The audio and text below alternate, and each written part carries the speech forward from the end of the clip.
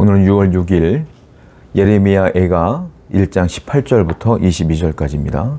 18절 말씀입니다. 여호와는 의로우시도다. 그러나 내가 그의 명령을 거역하였도다. 너희 모든 백성들아 내 말을 듣고 내 고통을 볼지어다. 나의 처녀들과 나의 청년들이 사로잡혀 갔도다. 여기 보면 선포하는 게 있죠. 여호와는 의로우시다. 이 말을 선포해요. 왜냐하면 예레미야는 지금 고통을 받고 있고 징계를 받고 있음에도 불구하고 그래도 하나님은 의롭다라고 말하고 있어요. 그리고 그러나 내가 그의 명령을 나란 단어가 나오는데 여기서 나는 예레미야를 의미하기도 하지만 엄밀히 따지면 의인화된 시온성을 얘기하는 거예요. 그러니까 나라고 하는 이 단어 자체가 이스라엘 민족 전체를 말하고 있다라고 여러분들 이해하시면 돼요. 그러니까 예레미야가 예레미야를 얘기하지만 결국은 민족을 얘기하고 있는 것이다 라고 이해하면 우리가 이해하기가 쉽다 이거죠. 자, 여기 보면 여호와는 의로우시다 라고 말하고요. 그리고 이 명령을 그 시온이 내가 거역했기 때문에 이런 고통이 있는 것이다. 내 말을 잘 들어라. 처녀들과 나의 청년들이 사로잡혀 가도다. 이 말을 쭉 하고 있어요. 무슨 말이냐? 하나님의 징계는 당연히 내가 죄를 지었기 때문에 하나님이 징계를 하신 이 고난과 고통은 그래서 온 것이다 라고 자신의 죄를 인정하고 있다는 것이죠. 그러면서 하는 말은 그렇기 때문에 하나님이 이렇게 나에게 고난을 주는 건 당연한 것이기에 하나님은 의롭다라고 말하고 있어요. 의롭다라고 하는 것은 하나님은 언제나 옳다라는 뜻이에요. 하나님이 내게 어떠한 것들을 주시더라도 하나님은 늘 옳다라고 예레미야의 믿음이 나와요. 여러분 그렇습니다. 하나님은 언제나 옳아요. 누가 틀려요? 내가 틀린 거야. 여러분들에게 왜 고난이 있고 고통이 있고 왜 길이 열리지 않을까요? 여러분들의 계획대로? 어쩌면 여러분들이 하나님과 해결해야 될 문제가 있기 때문이 아니겠어요? 하나님은 늘 옳아요. 이걸 분명히 믿으셔야 돼. 늘 옳습니다. 그렇기 때문에 우리가 해야 될 건 뭐냐면 내게 되어지는 모든 고난과 어려움 가운데 나는 늘 인정하는 자가 돼야 돼. 원망이 아니라 불평이 아니라 이 예레미야처럼 인정해야 돼요. 그렇습니다. 하나님. 저 때문에 제 잘못 때문에 제 죄 때문에 이런 것이군요 라고 하나님은 언제나 옳습니다 라고 고백할 수 있는 성도가 되어야 될 줄로 믿습니다. 19절입니다. 내가 내 사랑하는 자들을 불렀으나 그들은 나를 속였으며 나의 제사장들과 장로들은 그들의 목숨을 회복시킬 그들의 양식을 구하다가 성 가운데서 기절하였도다.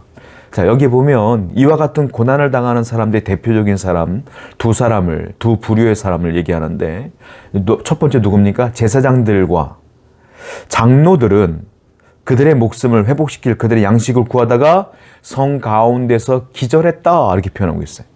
제사장들도 장로들도 예외 없이 이 고통과 고난을 당한다 이 말이에요. 제사장은 누굽니까?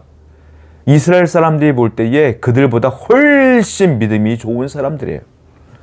훨씬 더 하나님께 가까이 있는 사람들이 제사장이요. 장로들도 마찬가지죠. 그런데 그들도 똑같다 이거예요. 여러분, 똑같이 죄를 지으면 제사장이나 장로나 소용없는 거예요. 하나님은 의로우신 하나님은 늘 그들에게 징계를 주시는 거예요. 일반 성도군, 목사군, 아주 유명한 목사든 다 똑같은 거예요. 우리는 하나님 앞에 직분만 다른 것이지 똑같은 하나님의 아들, 딸들이야. 성도야. 그러니까 똑같이 죄를 지면 똑같이 징계를 받는 게 당연한 거 아니겠어요?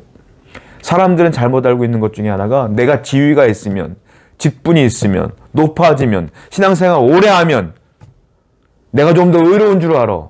절대 그렇지 않아요. 그건 의로운 기준이 아니에요. 항상 믿은 지가 오래됐으면 더 빨리 죄를 알아채고 더 죄를 멀리하는 깊이 있는 성도가 되어야 되지 않겠습니까? 성도 여러분, 그러므로 우리는 직분이 중요한 게 아니에요. 지위가 중요한 게 아니야. 내가 온전히 하나님 앞에 거룩하게 살아가는 게 중요한 줄로 믿습니다. 20절이에요. 여호와여 보시옵소서. 내가 환난을 당하여 나의 애를 다 태우고 나의 마음이 상하오니 나의 반역이 심히 크미니이다. 밖에서는 칼이 내 아들을 빼앗아가고 집안에서는 죽음 같은 것이 있나이다. 나라고 하는 단어가 계속 나오는데 이건 예레미야뿐만이 아니라 시온을 얘기하는 거라고 말씀드렸어요. 자, 우리가 이 고통 가운데, 어려움 가운데 어떤 일이 벌어지냐면, 나의 애를 다 태우고 나의 마음이 상하여도다. 이 말은 무슨 말이냐면 심장을 말하는 거예요. 심장, 마음. 내 심장이 다 타들어갈 정도로 괴롭습니다. 심장이 터질 것 같아요. 너무 힘들어요. 라고 말하는 것이죠. 근데 이 10절 내용은 뭐냐면 보세요. 여호와여 보시옵소서 라고 말하면서 내 심장이 터지겠습니다. 라고 고백하는 거거든요. 여호와여 보시옵소서, 이게 무슨 말일까요? 기도예요. 탄식하며 탄원하는 거야. 자, 예레미야는 어떤 걸 우리에게 말하고 있는 거냐면 아무리 징계가 있고 고난이 있고 힘든 일이 있어도 예레미야는 뭘 멈추지 않았어요? 기도를 멈추지 않았다라는 거예요. 성도는 고난이 있고 어려움이 있을 때, 하나님의 징계가 있을 때, 심판이 있을 때조차도 기도를 멈춰서는 안 된다 이거예요. 그 기도를 하나님은 들으시기 때문에 그래요. 믿는 자의 탄식을 하나님은 외면하지 않습니다. 그러므로 고난 중에 있나요? 어려움 중에 있나요? 징계 중에 있나요? 다시 기도하십시오. 다시 하나님을 부르짖으십시오. 하나님께서는 여러분의 탄식 소리에 귀를 기울여 주실 것이며 여러분들을 위로해 주실 것이며 용서해 주실 것입니다. 기도를 멈추지 않는 성도가 되기를 축원드립니다. 21절이에요. 그들이 내가 탄식하는 것을 들었으나 나를 위로하는 자가 없으며 나의 모든 원수들은 내가 재난당하는 것을 듣고 주께서 이렇게 행하신 것을 기뻐하나이다. 그러나 주께서 그 선포하신 날을 이르게 하셔서 그들이 나와 같이 되게 하소서.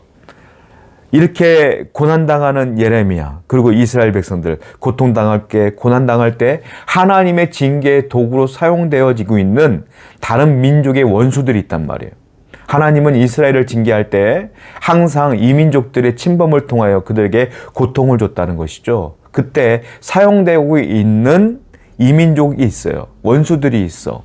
그 사람들은 이스라엘을 도륙하고 이스라엘 가운데 괴로움을 주겠죠. 그들은 행복해할 거야.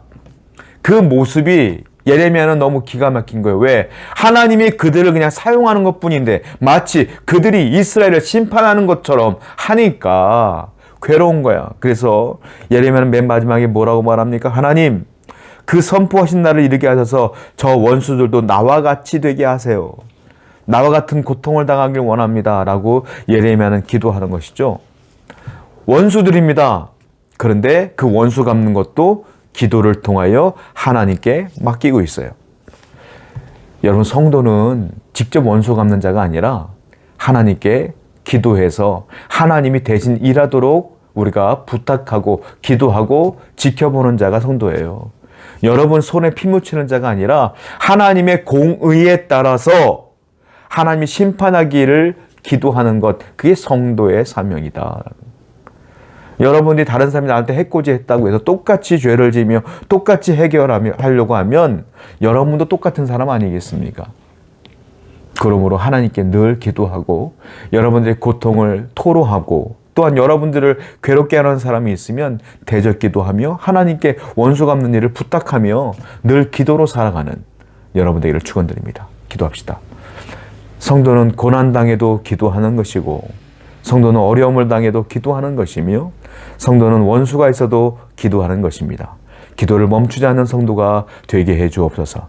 예수님의 이름으로 기도드렸습니다. 아멘.